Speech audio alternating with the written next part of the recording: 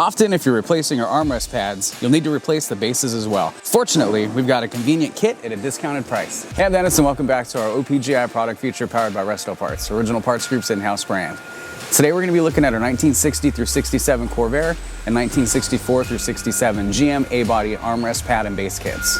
Every kit comes with 2 armrest bases, 2 armrest pads, and hardware to cover both door panels. Our armrest bases are manufactured from injection molded plastic. We deploy a premium chrome plating process that guarantees you a brilliant, long-lasting surface, unlike others on the market who use cheaper quality vacuum metallized bases. The armrest pads are made from injection molded urethane. They are available in factory correct colors to match your interior. True to the original, 1960 through 64 pads feature the Seville pattern, while 1965 through 67 feature the correct Madrid grain pattern. Thanks for watching and don't forget to subscribe for more product features and updates. For more information on these and other great products, please visit us at opgi.com.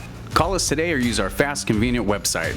Buy direct with Original Parts Group and enjoy the benefits of shopping with the recognized leader in the industry with decades of experience, the highest in-stock ratio, a helpful and knowledgeable sales staff, and fast professional shipping.